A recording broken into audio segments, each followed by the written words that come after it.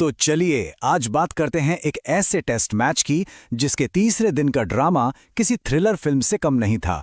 भारत की उम्मीदें आप कह सकते हैं एक पतले से धागे से लटकी हुई थी। साउथ अफ्रीका के खिलाफ ये दिन यही तय करने वाला था कि मैच का ऊंट किस करवट बैठेगा।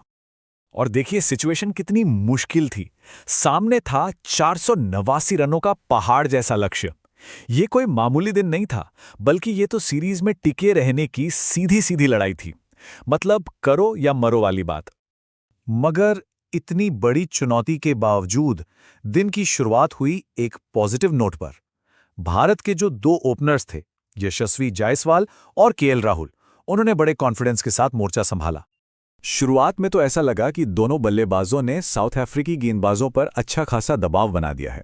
एक तरफ केएल राहुल के वो शानदार कवर ड्राइव्स, तो दूसरी तरफ जायसवाल के वो तेजी से लगाए गए फ्लिक और स्वीप शॉट्स देखकर लग रहा था कि हाँ, भारत एक सॉलिड फाउंडेशन तैयार कर रहा है। और इसी पार्टनरशिप का हाईलाइट था यशस्वी जायसवाल का वो कमाल का अर्धशतक, 58 रन 97 गेंदों पर। और जैसे ही उन्होंने ये 50 पूरी की ना, पूरे स्टेडियम में जैसे एक नई जान आ गई। लगा कि भाई टीम इंडिया इस मुश्किल लड़ाई के लिए पूरी तरह से तैयार है।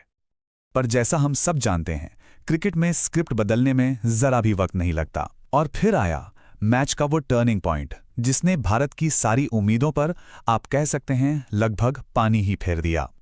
और ये रही पहली चोट। 65 रनों की वो अच्छी खासी पार्टनरशिप टूट गई। केएल राहुल स्लिप में कैच आउट हो गए। साउथ अफ्रीका को वो पहला ब्रेक थ्रू मिल गया जिसका वो कब से इंतजार कर रहे थे।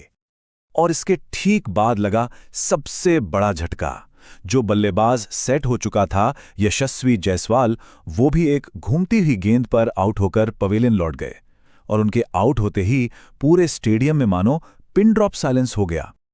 बस यहां से तो जैसे विकेटों की झड़ी ही लग गई। थोड़ी ही देर में साई सुदर्शन भी चलते बने। और सोचिए, जो स्कोर एक वक्त 65 पर 1 था, वो देखते ही देखते 96 पर 3 हो गया। भारत अब बहुत बहुत बड़ी मुसीबत में था। कहते हैं ना, ताश के पत्तों की तरह बिखर जाना।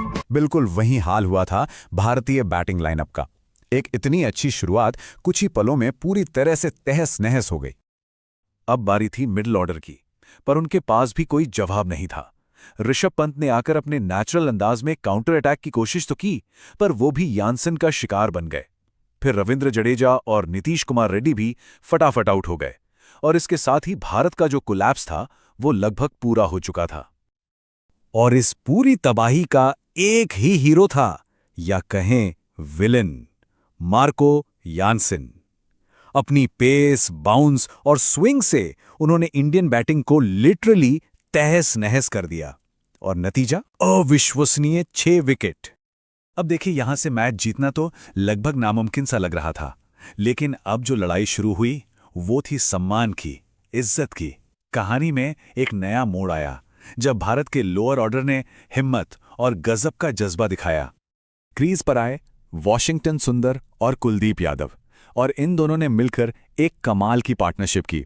देखिए, ये पार्टनरशिप मैच जिताने के लिए नहीं थी। ये पार्टनरशिप ये दिखाने के लिए थी कि टीम इंडिया ने अभी हथियार नहीं डाले हैं। ये एक जबरदस्त लड़ाई थी अपने आत्मसम्मान के लिए। और ये जो आंकड़े हैं ना, ये अपने आप में एक कहानी कहते हैं। जरा देखिए, भारत के टॉप 4 बैट्समैन ने मिलकर बनाए 95 रन और गेंदें खेली 172।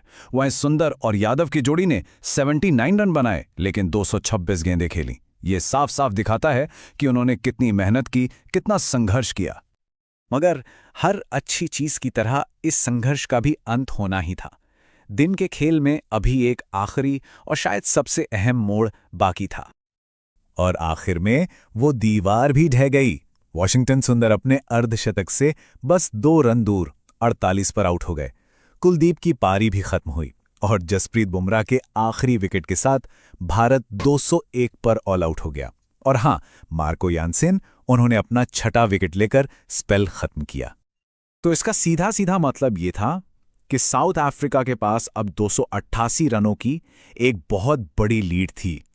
इस लीड ने उन्हें मैच में पूरी तरह से कंट्रोलिंग पोजीशन, यानी ड्राइविंग सीट पर ला दिया था। अब साउथ अफ्रीका के कप्तान के सामने एक बड़ा सवाल था। क्या थकी हुई भारतीय टीम को फॉलो ऑन दिया जाए या फिर खुद बैटिंग करके और बड़ा टारगेट सेट किया जाए? और उन्होंने सबको हैरान करते हुए दोबारा बैटिंग करने का फैसला किया। शायद वो अपने गेंदबाजों को थोड़ा रेस्ट देना चाहते थे और भारत के लिए टारगेट को नामुमकिन बनाना चाहते थे।